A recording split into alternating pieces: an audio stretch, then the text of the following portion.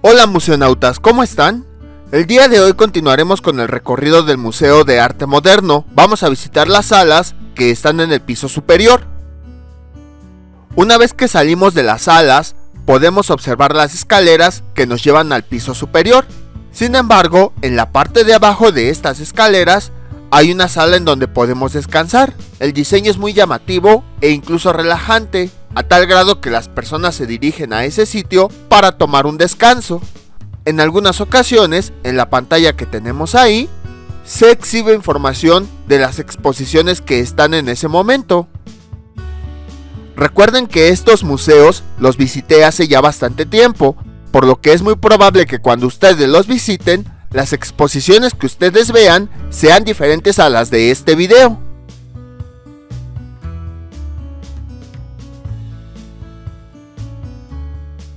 Y desde aquí se puede ver la cúpula principal de este recinto.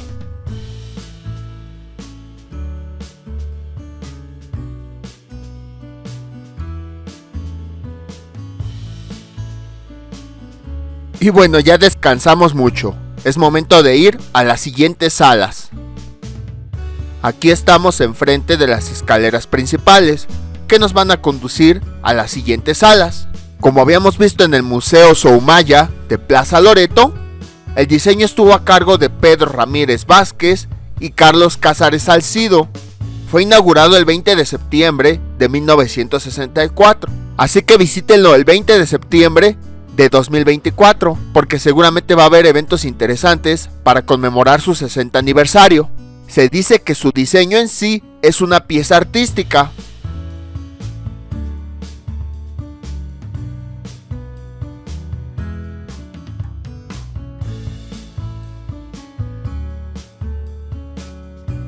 Ahora sí, nos dirigimos a la primera sala. La exposición se llama Vicente Rojo, la destrucción del orden. Esta exposición presenta los cerca de 70 años de trayectoria de Vicente Rojo, que nació en 1932 y falleció en el 2021. Se interesa en destacar el sentido y el proceso de su trabajo a través de sus notas, su pintura y su escultura. Es llamada la destrucción del orden debido a que hace referencia al título de un conjunto de obras de gran formato que fueron realizadas a principios de los años 60, que fue un momento clave de su producción artística, pero primordialmente se refiere al punto de partida de su creación y su sentido de trabajo, trastocar el orden. En su obra subyace una rigurosa estructura geométrica que destruye, deshace y a la vez enriquece a través de una constante intervención. Se trata de un trabajo inalcanzable en el que sobrepone pintura, veladuras y texturas para elaborar algo nuevo, donde la libertad de crear supone romper un orden preestablecido. En esta ocasión, en vez de presentarse de forma cronológica la serie de sus trabajos, se decidió exponer en agrupamientos de acuerdo a los diversos temas a los que el artista recurrió a lo largo de su trayectoria: primeras geometrías, lenguaje, arquitectura, memoria y homenaje. Estos perfilan un recorrido que permite vincular obras de distintos momentos y series, y da pauta para generar lecturas renovadas. Asimismo, el diseño museográfico y el acomodo de las obras responde al propósito de explicar el método del trabajo en series al que Rojo se sujetó hasta el final de su creación: pintar de manera simultánea un conjunto de obras, de 12 a 15 a la vez, que comparten una estructura geométrica subyacente, la cual ha de ser construida, destruida, reconstruida y reacomodada una y otra vez por capas de pintura sobrepuestas. Pero ¿quién es Vicente Rojo? Es una figura central en la renovación visual en México, desde la década de los 60 hasta la actualidad. Por ello, se requería trabajar una exposición que permita redefinir su figura con respecto a nuevos cánones historiográficos relacionados con la irrupción de la abstracción y la emergencia de los conceptualismos, que reconfiguran la modernidad en Latinoamérica. Su obra se coloca en la reflexión de lo pictórico y deviene de una tendencia por experimentar metodologías estructuralistas que tuvieron un papel protagónico en México a finales de los años 60 y principios de los 70. Esta exposición comenzó a concebirse en el museo a petición del propio Vicente Rojo, alrededor del año 2020, pero desafortunadamente su proceso se vio interrumpido por la pandemia de COVID-19, que provocó que el pintor se refugiara desde marzo de 2020 en su casa en Cuernavaca, pero tras fallecer en el 2021, se mantuvo la convicción de honrar su deseo. Por esa razón, el museo tiene el privilegio de compartir esta aproximación antológica a su obra. Este conjunto de obras pertenecen a la temática Primeras Geometrías. De hecho, vamos a ver que muchas de ellas llevan la palabra geometría en su título. En 1964, Vicente Rojo decidió tomarse un año sabático en Barcelona, con el fin de revisar su producción anterior y recomenzar un nuevo proceso que le posibilitó tanto abandonar el lenguaje figurativo y el uso de colores brillantes, como cuestionar el fundamento de la pintura e inscribirse en la crisis de la definición del arte occidental. En ese mismo año visitó la Bienal de Venecia, donde el pop art estadounidense se consagró internacionalmente al obtener el gran premio Robert Rauschenberg. A partir de entonces, Rojo realizó varias obras que se agrupan bajo el título de Destrucción, en las que se propone desafiar los valores plásticos y para los cuales tomó como referencia los colores y texturas utilizados por Jasper Johns.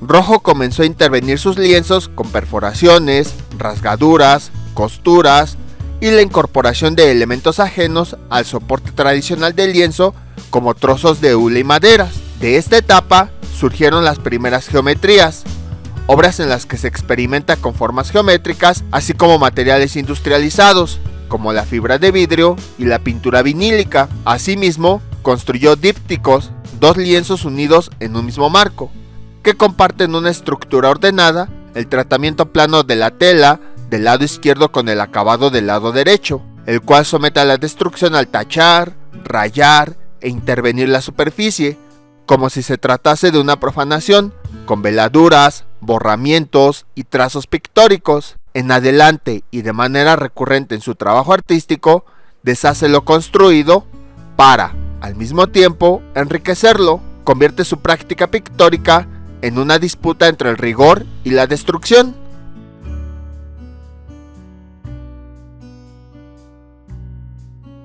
Muchos de los siguientes cuadros pertenecen a la serie Señales, la cual fue hecha de 1965 a 1972.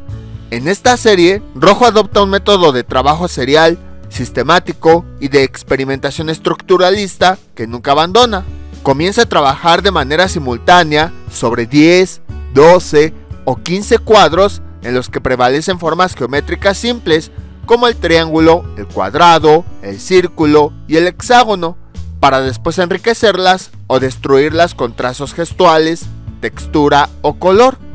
En esta serie comenta que lo único que tiene claro nada más es un punto de partida y una imagen que persigue a lo largo de esas 15 piezas, que pueden ir cambiando, alterarse y transformarse. Los elementos visuales sencillos que incluyen estos óleos corresponden a un intento por integrar imágenes derivadas de signos, marcas y elementos geométricos que Rojo encuentra presentes en las calles y en las cosas. Para él, el título Señales nombra a lo que había logrado, sugerir que un signo podía tener en sí mismo un interés propio.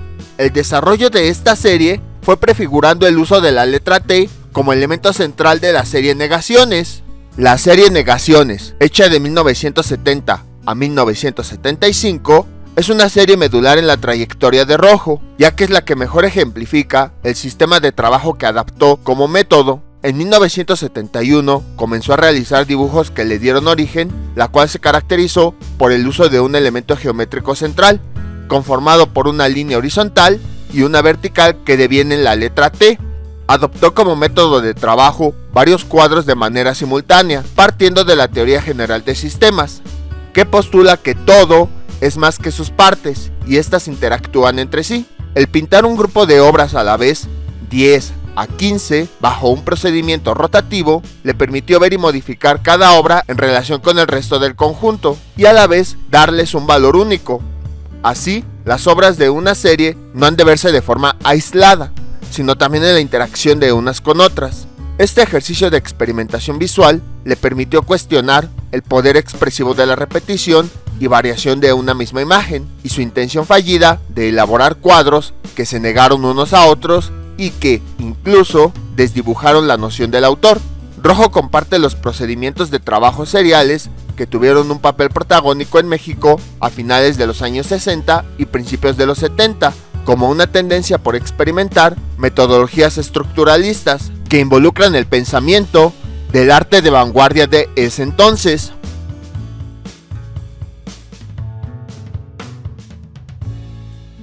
Ahora vamos con la temática memoria.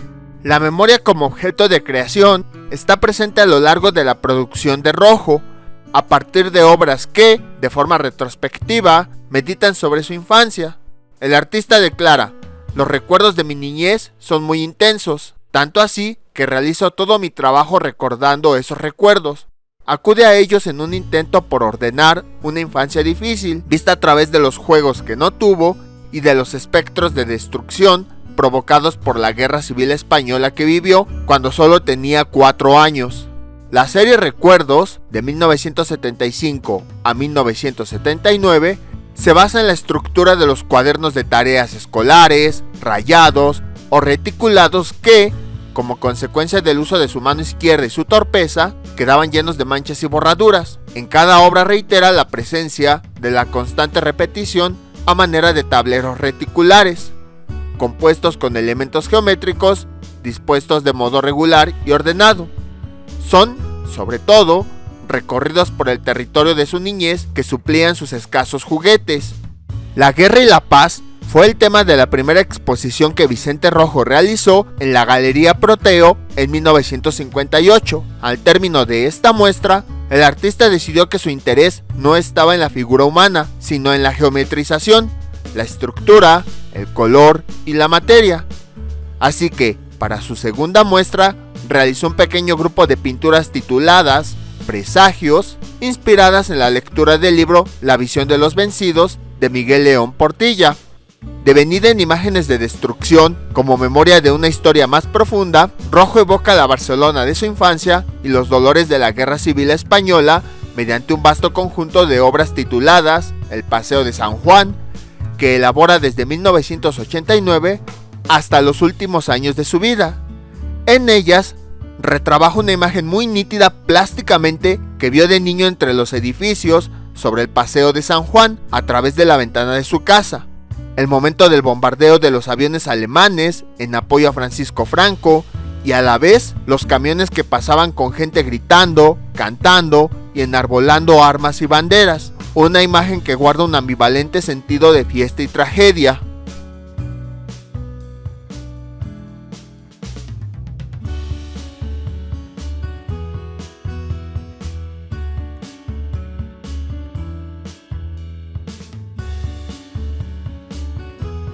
Ahora vamos a la temática homenajes.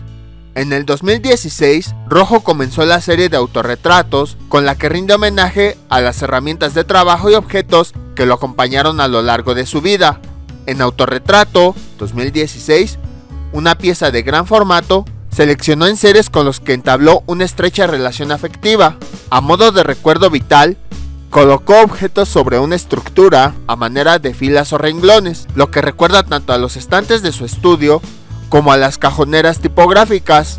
Esta pieza sí se me hizo interesante. De hecho, te puedes quedar viendo la obra, identificando cada uno de los elementos que hay. Por ejemplo, algunas tijeras, algún hilo, algunas acuarelas, etc. Se me hizo divertido ver todos estos elementos.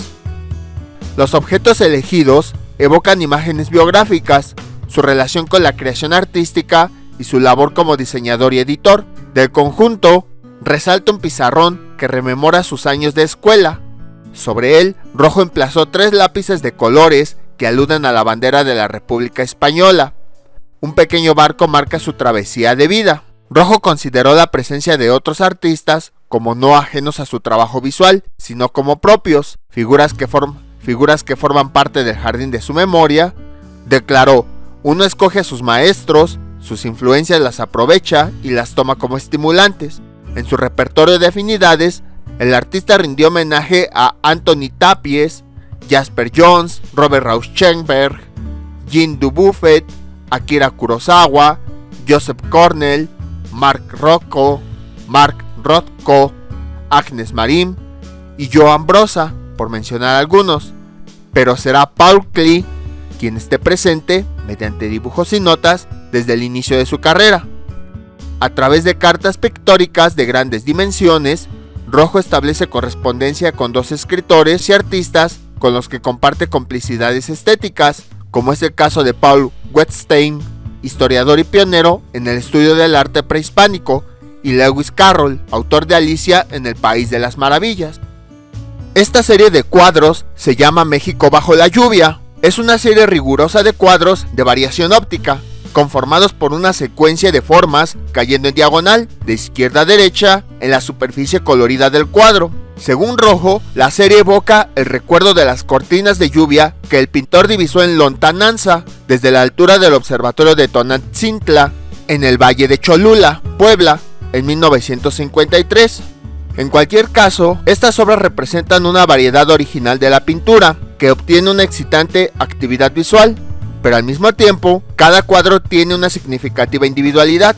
La síntesis de este signo de diagonales activas, que sugiere movimiento, constituye un caso raro en la historia de la abstracción del siglo XX, donde una fabricación estructural rigurosa adquiere el valor de significante de una colectividad.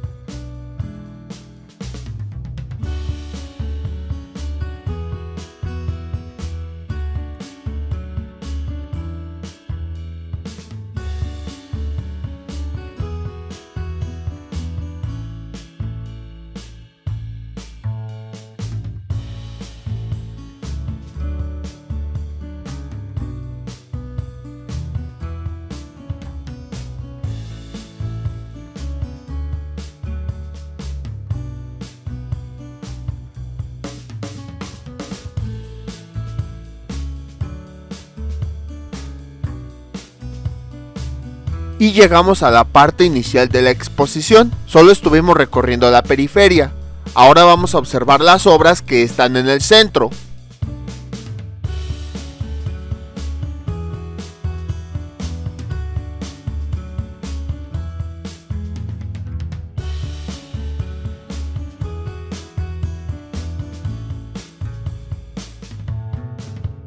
La siguiente temática es lenguaje.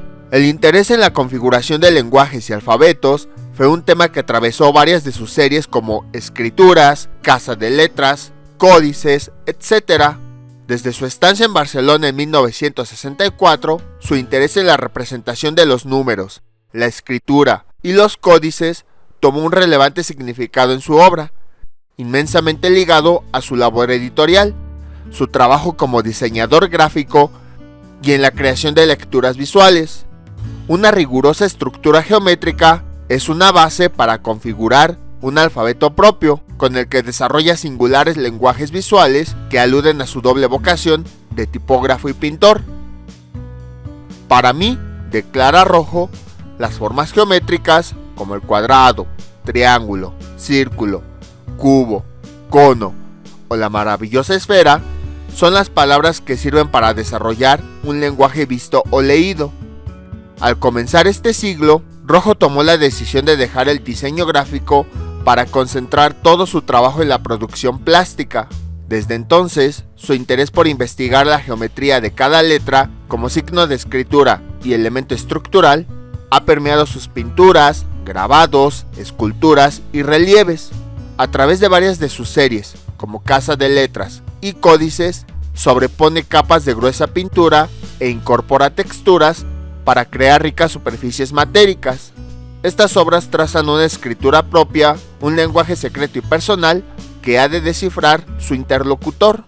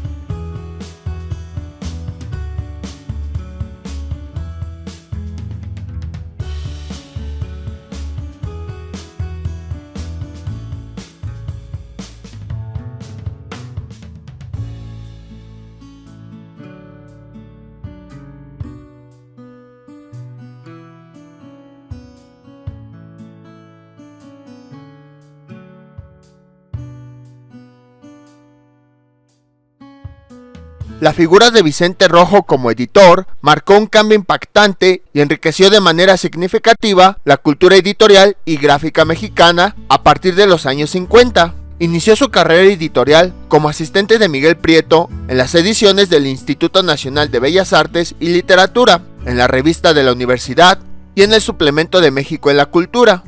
A partir de entonces, tuvo un papel primordial como director editorial del IMBAL y de las publicaciones de difusión cultural de la UNAM, y en el diseño de una gran cantidad de portadas para el Fondo de Cultura Económica, la Galería Juan Martín, las revistas Artes Visuales, Plural, Vuelta, en Ediciones Era y en el suplemento de Siempre la Cultura en México.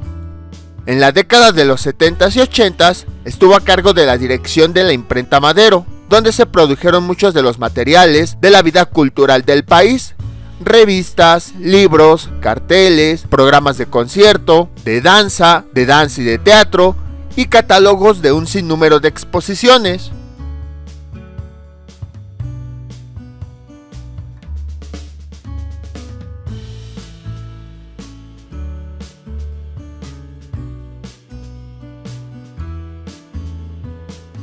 Estas obras siguen siendo de la temática lenguaje. Vamos a hablar un poquito de Rojo. Nació en Barcelona en 1932, donde estudió escultura y cerámica. Años más tarde, se reúne en México con su padre, exiliado tras la Guerra Civil Española en 1949. A los 17 años, asistió a clases en la Escuela Nacional de Pintura, Escultura y Grabado La Esmeralda, del Instituto Nacional de Bellas Artes y Literatura, y en la Academia Particular del pintor Arturo Souto. Nacionalizado mexicano, desarrolló una brillante trayectoria en nuestro país. Fue diseñador gráfico, editor, pintor, escultor y grabador. Perteneció al movimiento artístico conocido como La Ruptura, que se gestó en la década de los 50 y el cual representó para el artista una apertura caracterizada por la liberación de la imagen, la búsqueda de nuevos lenguajes formales y conceptuales y la promoción del arte con un contenido apolítico, en la que formalmente hubo dos vertientes, la abstracta y la figurativa. Fue uno de los artistas que, a través de sus obras, lucharon en contra del nacionalismo y de los postulados de la Escuela Mexicana de Pintura. Del mismo modo, imprimieron un cambio definitivo en el panorama de la plástica nacional. Por esa razón, ha sido considerado uno de los artistas más importantes de dicha generación y del abstraccionismo en México.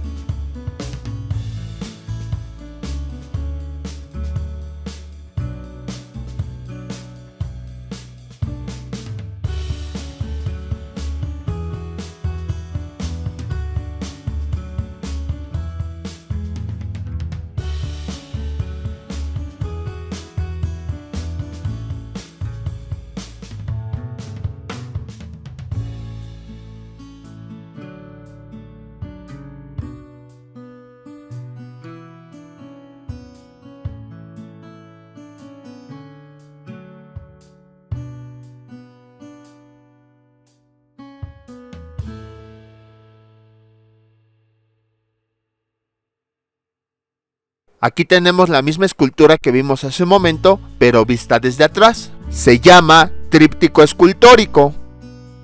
En un esfuerzo por reflexionar y experimentar nuevas formas de producir arte, Rojo incorpora objetos a sus cuadros, amarrándolos al bastidor con alambre e inmersos en una superficie de colores planos. Sin buscar, el artista elige cosas cotidianas y banales sin reparar en su connotación o uso. Empaques de plástico, patines, desechos, plantillas de aparatos industriales, tapetes de baño y maderas sostenidas por cuerdas que cuestionan tanto la bidimensionalidad de la obra como su trasfondo conceptual. Con estas piezas, Rojo inaugura su interés por introducir contrastes radicales, así como reflexionar sobre nuevas categorías artísticas. Piezas como Diseño 1, 2 y 3 o la escultura móvil tríptico escultórico son poco comunes en su producción. La solución plástica en la que prevalece la geometría pura del triángulo definido por áreas de color plano establece un diálogo franco con el intenso trabajo de diseño que el artista realizó a finales de los 60. Estas obras que estamos viendo corresponden a la temática de señales que habíamos visto anteriormente.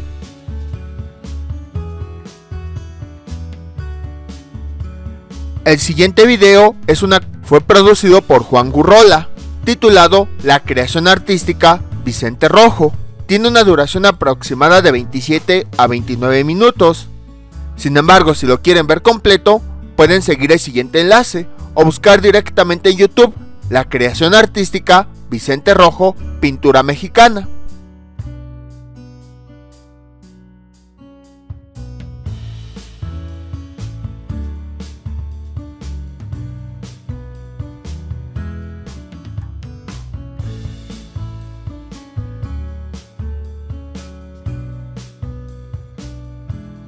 Estas obras corresponden a la temática señales.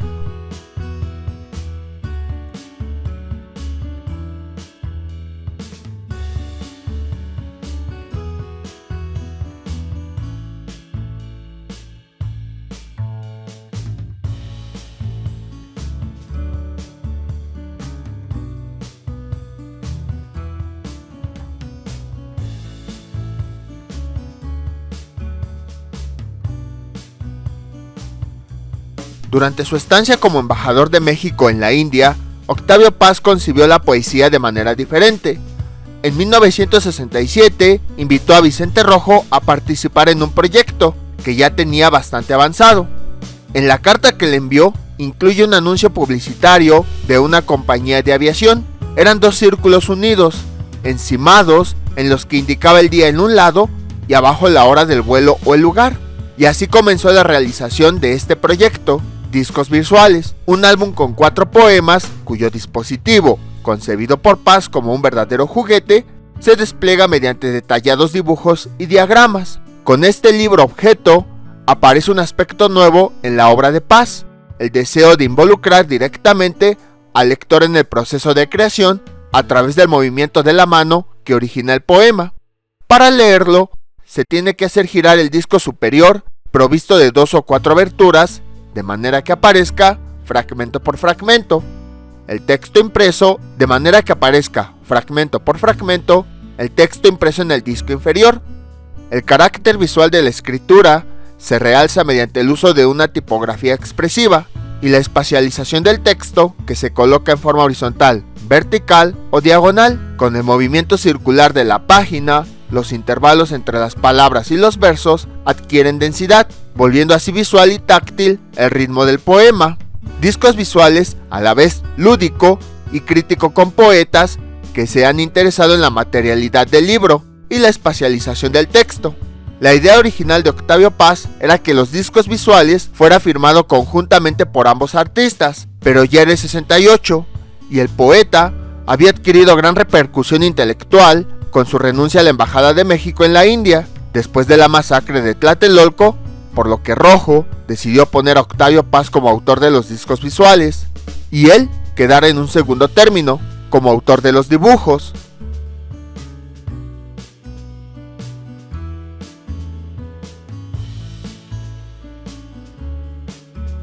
Aquí tenemos más obras del lenguaje de la letra T, que habíamos explicado en la serie Negaciones.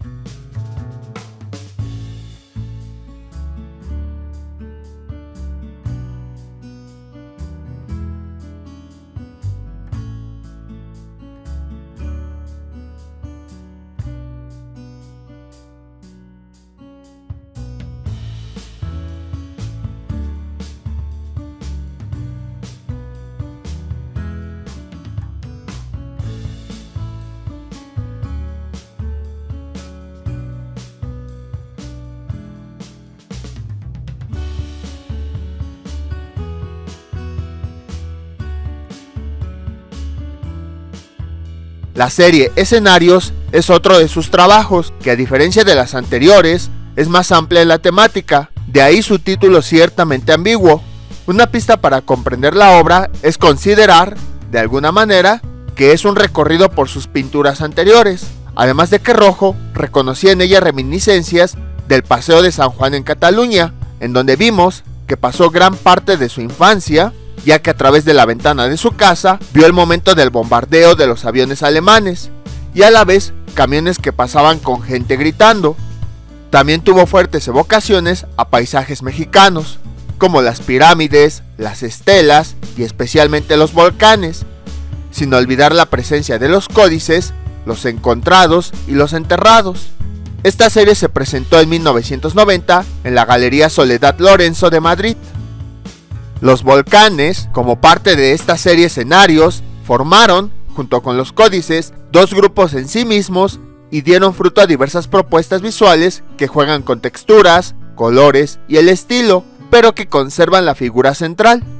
A pesar de su naturaleza tímida y pacifista, luchaba contra ideas impuestas en el arte mexicano. Combatía particularmente la sentencia de Siqueiros, cuya frase "no hay más ruta que la nuestra" quería imponer un estilo nacionalista.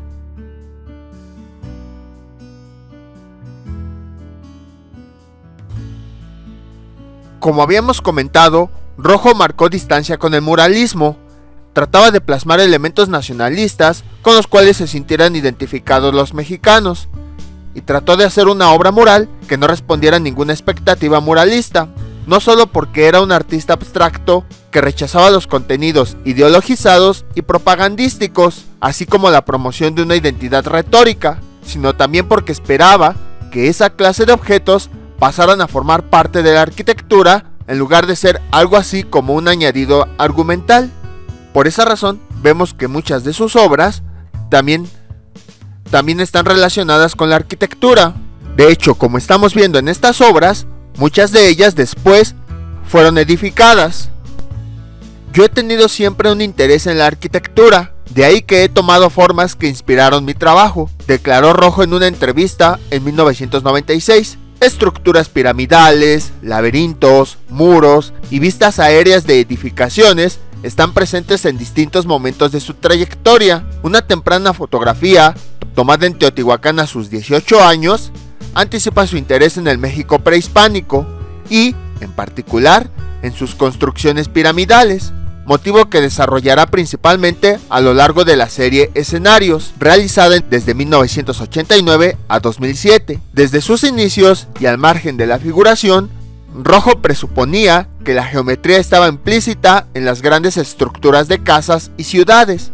En sus primeras obras, las plasma de manera esquemática en edificaciones y laberintos. A principios de los 60, en un intento de profundizar en el trabajo de las texturas, exploró elementos arquitectónicos con una pintura menos obvia al trabajar en un conjunto de cuadros titulados Espacios, Monumentos y Piedras que, en cierto modo, dialogan también con el trabajo de Günter Herzog.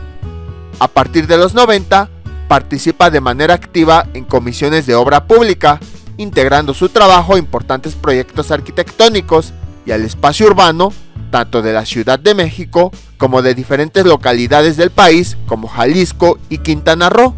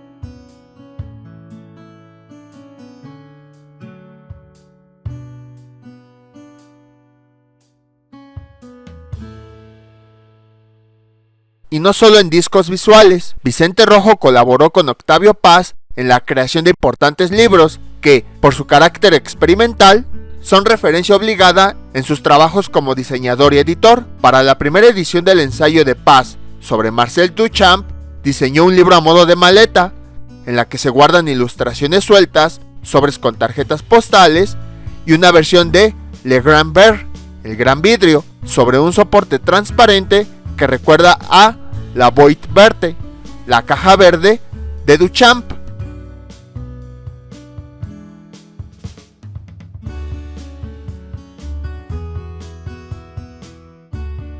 Rojo establece una estrecha colaboración con varios de sus amigos cercanos, poetas y escritores, al realizar libros en los que exploró los vasos comunicantes entre la literatura y las artes visuales.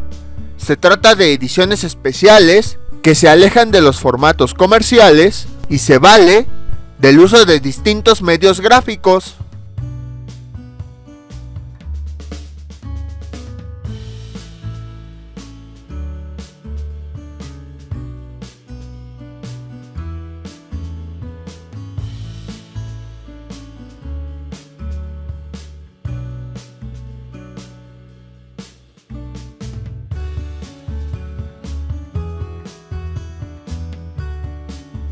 Aquí tenemos varias obras que se refieren al pasaje de San Juan, que mencionamos en la serie de memorias y escenarios.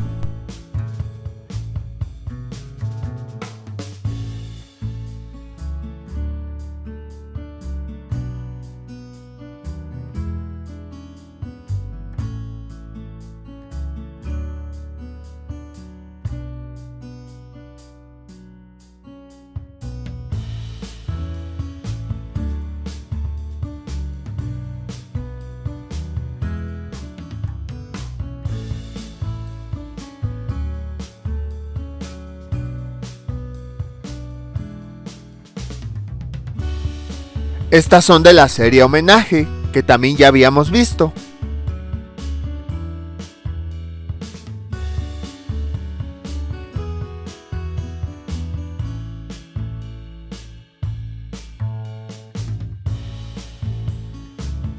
Esta también es del pasaje de San Juan.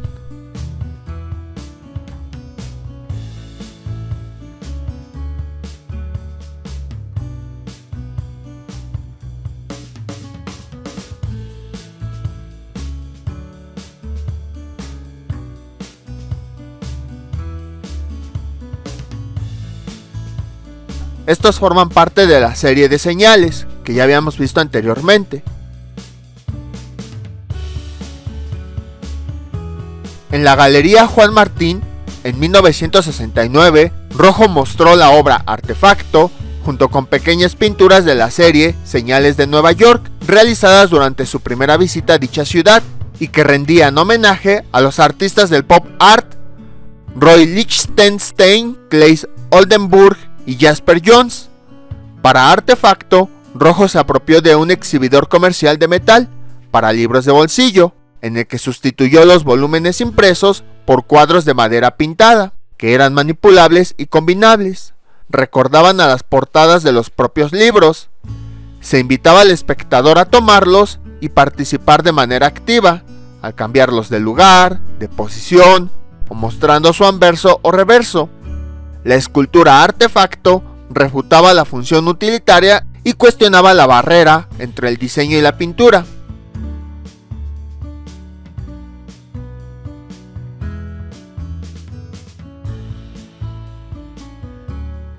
Y fue considerada conceptual por unos y lúdica por otros.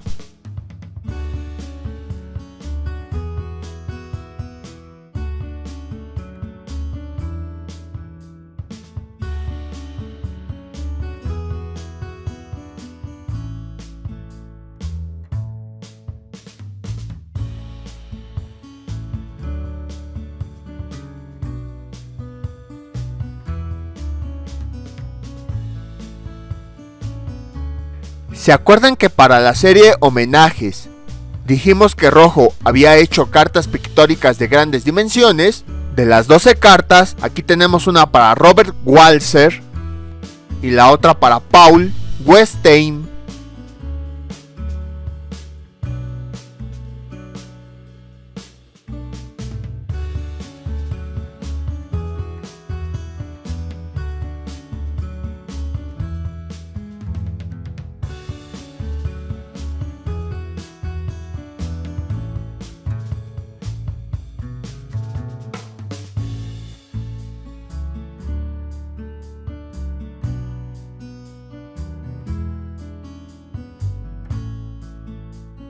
Y aquí tenemos más obras de la serie Volcanes.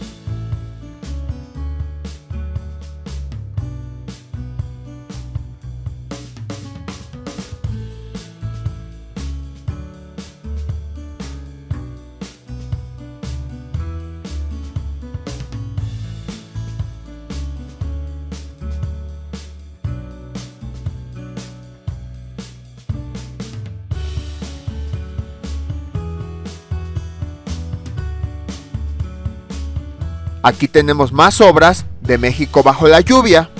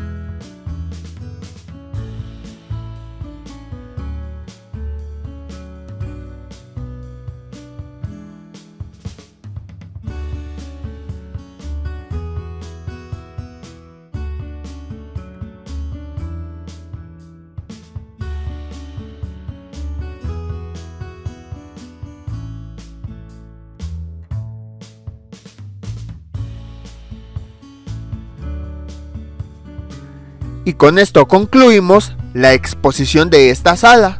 Espero que les haya gustado. Ahora vamos a la siguiente sala. La siguiente exposición se llama Remedios Varo, Disrupciones de lo Real.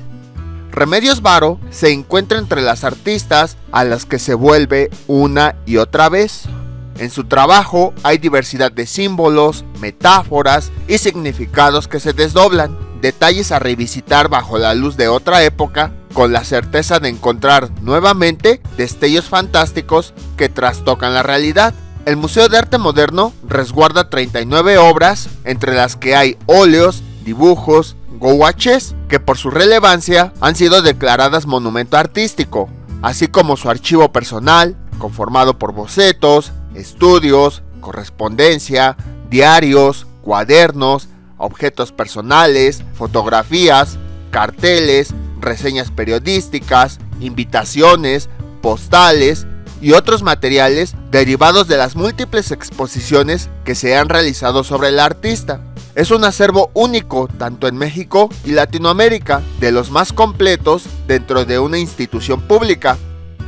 Esta exposición ofrece una mirada comprensiva de Remedios Varo en el contexto de la modernidad artística, a través de 3 líneas de aproximación: su gramática plástica y visual, el tratamiento de ciertos motivos que encuentran ecos en preocupaciones que incluso existen hoy en día, como el cuerpo y el género, y la fortuna crítica y recepción que ha alcanzado su trabajo, convirtiéndola en una de las artistas más reconocidas y estudiadas en la actualidad. Entre personajes mecánicos, apariciones que salen de los muros o se asoman por recovecos, exploradores de tierras ignotadas, fuerzas desconocidas e invisibles, cómplices que muestran el camino a otros mundos y enemigos siniestros causantes de penurias y dolor. El universo pictórico de Remedios Varo es el testimonio de una vida en constante movimiento y una imparable búsqueda de conocimiento y autodeterminación. Su obra sintetiza los intereses intelectuales, filosóficos y espirituales que tuvo a lo largo de su vida. Nació en Angles, una provincia de Gerona, en España. Realizó su formación profesional en la Academia de Artes de San Fernando, en Madrid. Cabe destacar, fue una de las primeras mujeres que estudiaron aquí. Estuvo estudiando ahí hasta 1930, coincidiendo con otro artista muy conocido, Salvador Dalí. Posteriormente, se mudó a Barcelona en 1932, en donde entró en contacto con una escena artística en ebullición. Sería allí donde tendría primer contacto con el surrealismo, a través del grupo Lógico-Bofista, y conocería a Benjamín Perret, con quien se exiliaría a París tras la derrota de los republicanos en la Guerra Civil Española. En la capital francesa, se vinculará de lleno con el círculo de André Breton. Bueno, una definición rápida de surrealismo: fue un movimiento artístico y literario que intenta sobrepasar lo real, impulsando más lo irracional y onírico mediante la expresión automática del pensamiento o del subconsciente. Este movimiento le permitió explorar dentro de su propia imaginación y de su subconsciente, que más tarde trascendería en la creación de un universo con sus propias reglas y símbolos. Su llegada a México en 1941, a consecuencia de la Guerra Mundial, será determinante, dado que encontró la estabilidad necesaria y un ambiente propio para consolidar su propuesta estética. En sus obras, las fronteras entre la realidad y lo onírico, es decir, el mundo de los sueños, lo esotérico y lo científico, se diluyen y revelan la rareza de lo habitual y lo real de lo fantástico. En sus dibujos, Presencia inquietante o Cortina, los espacios cotidianos transitan por umbrales hacia lo desconocido. Por su parte, las obras Cambio de Tiempo o Valle de la Luna subvierten el mundo natural y animal al utilizar los elementos como metáforas de la interconexión entre lo perceptible y lo posible. Los libros y cuadernos de apuntes nos muestran algunas de sus fuentes de inspiración. La alquimia y lo oculto. La alquimia es una antigua ciencia en la que se busca que el metal se convierta en oro macizo. La astrología, el psicoanálisis, la ciencia ficción, la biología, la astronomía y cuestiones más primordiales como los sueños. Mediante el humor y la ironía, realizó ejercicios creativos alrededor de recetas y cartas que enviaba a individuos desconocidos o personajes imaginarios, relatando sus aventuras y desavenencias. Algunos de esos documentos los estamos viendo en esta vitrina. Remedios Varo falleció el 8 de octubre de 1963 de un ataque al corazón en la Ciudad de México.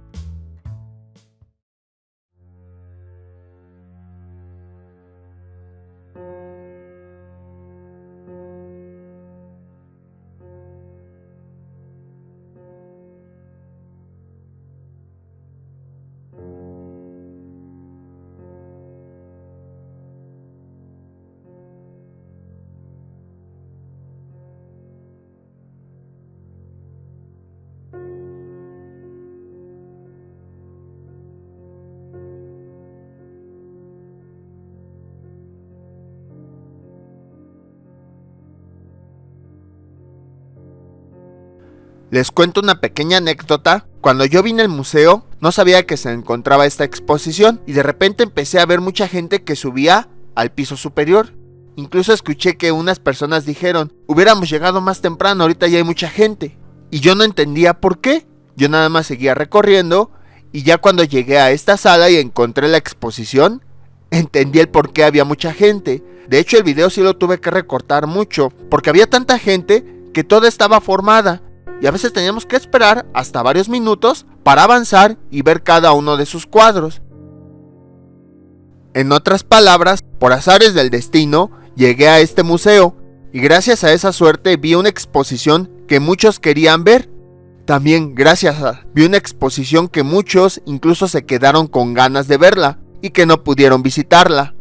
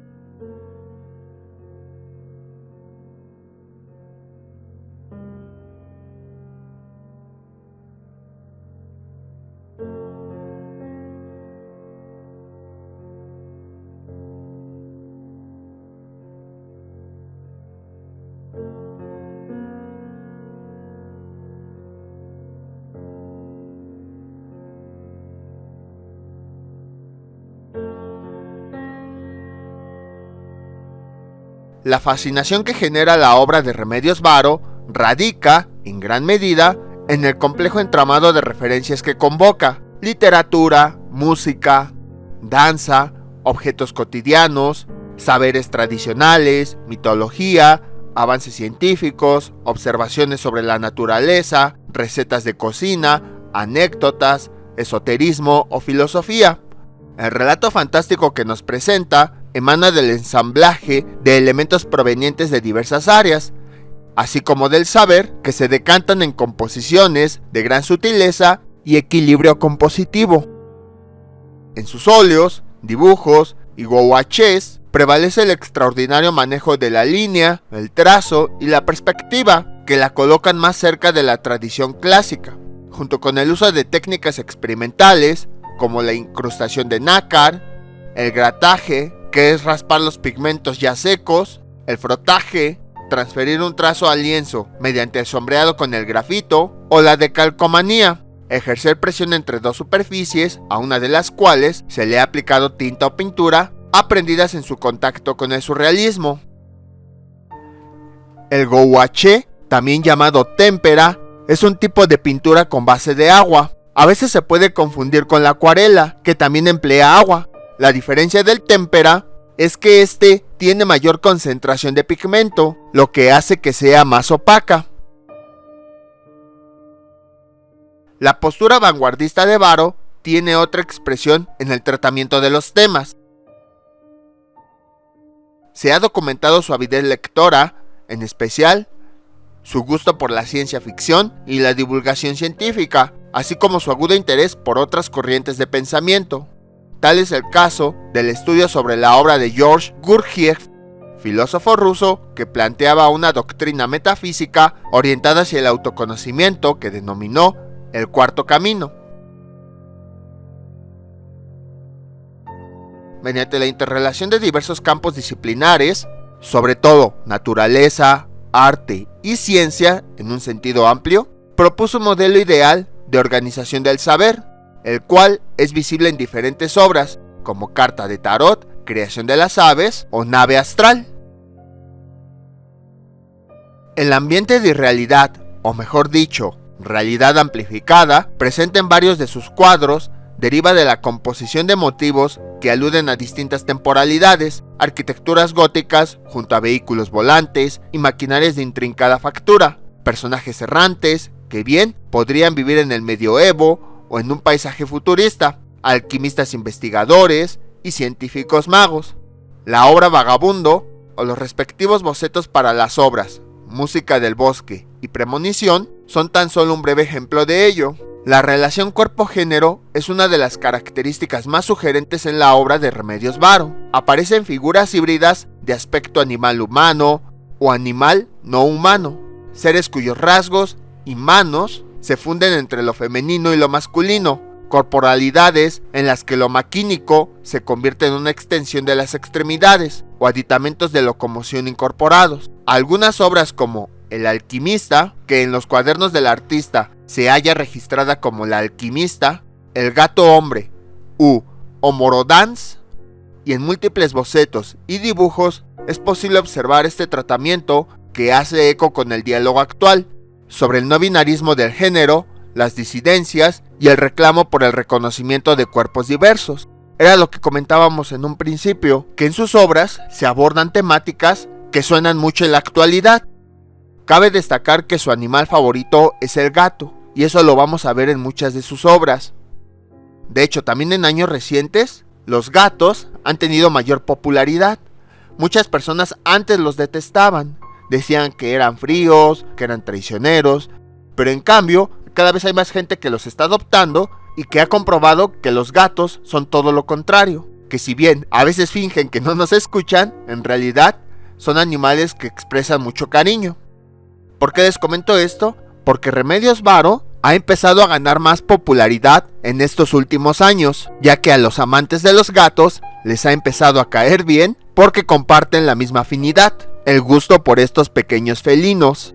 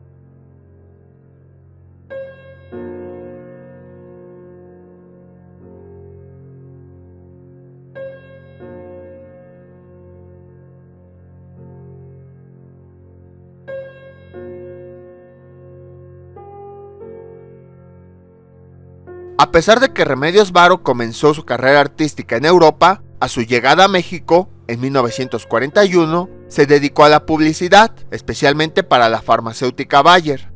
A partir de los años 50, pudo concentrarse de lleno en la pintura. Pronto obtuvo el reconocimiento de importantes críticos de arte, como Jorge Juan Crespo de la Serna o Margarita Nelken, que ya la vimos en una exposición anterior, colegas y coleccionistas. Cuando falleció en 1963, el interés por su obra continuó creciendo.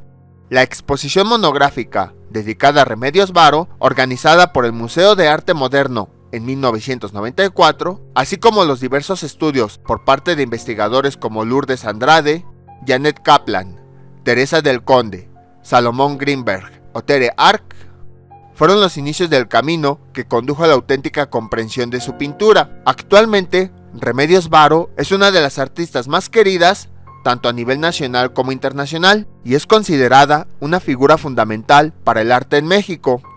Su legado sigue influyendo en el trabajo de músicos, coreógrafos, literatos, científicos y académicos. De igual manera, las demandas por una historiografía del arte con perspectiva de género han ampliado y diversificado la investigación sobre ella, aportando lecturas renovadas sobre su contexto de producción y propuesta plástica.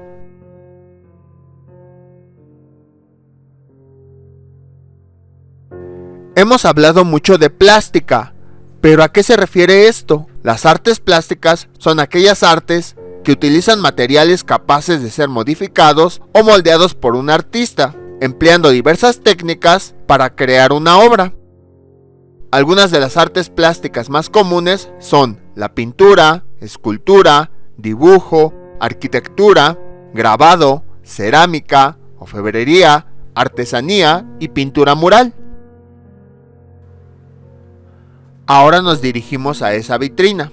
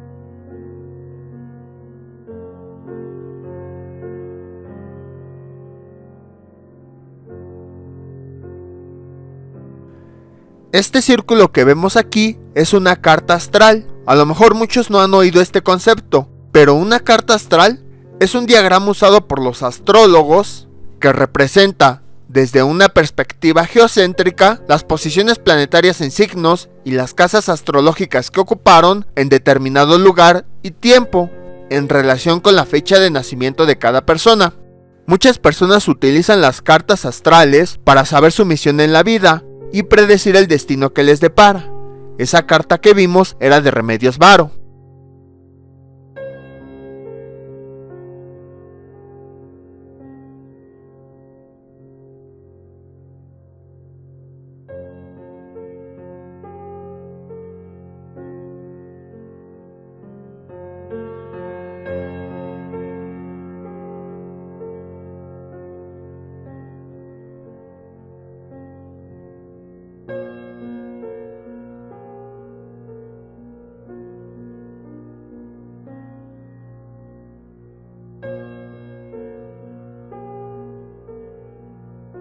Si bien es cierto que para su época en la que vivió, Remedios Varo lo tuvo más fácil que otras, su carrera artística no fue un camino de rosas. La artista tuvo que luchar en muchas ocasiones para que la reconocieran solo por ser mujer.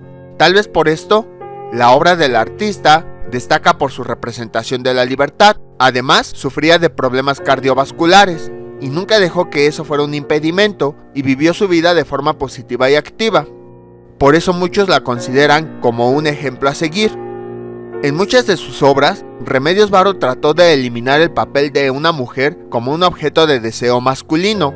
Con esta premisa, las convierte en brujas, alquimistas y otros seres espirituales. Todas ellas aparecen en mundos místicos que mezclan la realidad y la imaginación.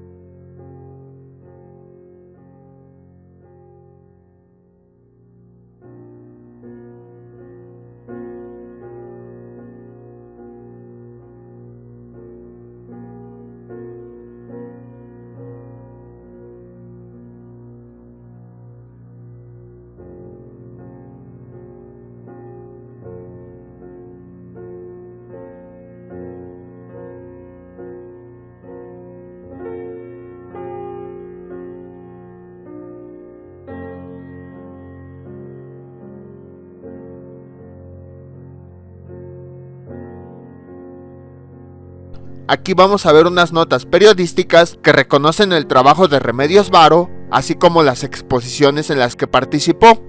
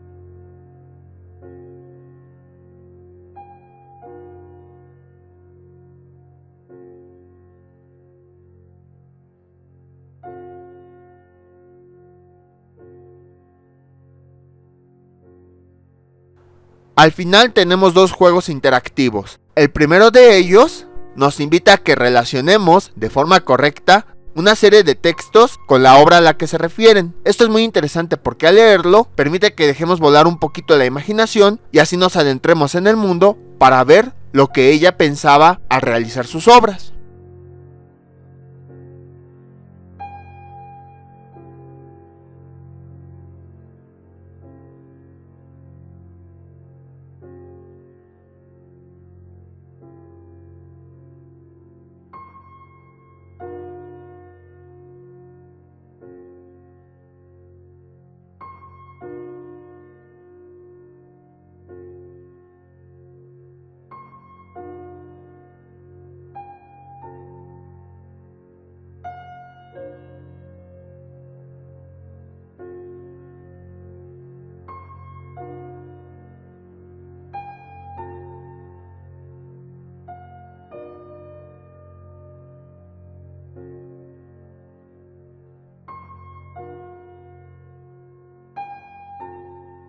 Y aquí tenemos otro juego en el que se nos invita a mezclar animales híbridos para que así hagamos lo mismo que hacía Remedios Varo en sus cuadros, es decir, crear personajes híbridos.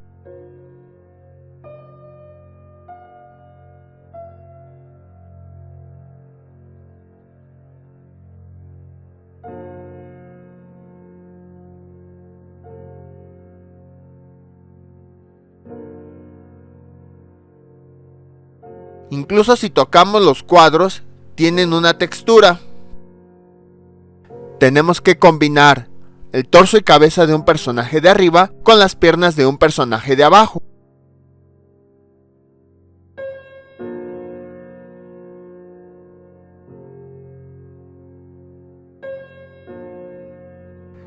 Y con esto concluimos el recorrido del museo.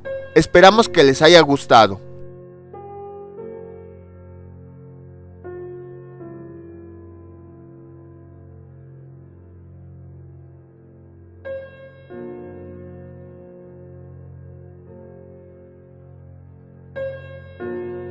Los horarios de apertura son de martes a domingo, de 10:15 a 17:45 horas. Para poder llegar a él, la estación más cercana del metro es Chapultepec, de la línea 1. Caminan hacia la Estela de Luz y continúan caminando hacia llegar a Reforma. Luego caminan hacia la izquierda, con dirección hacia la calle Mahatma Gandhi, y llegarán al museo. Antes se podía entrar desde el interior del bosque de Chapultepec, pero ahora que lo fui a visitar, la entrada ya está sobre Reforma. Esperamos que les haya gustado y no olviden suscribirse, dejar sus comentarios y nos vemos para la próxima visita. Recuerden que si llegan a visitarlo, es muy probable que las exposiciones que ustedes vean sean diferentes a las de este video, porque constantemente las están actualizando. ¡Hasta luego!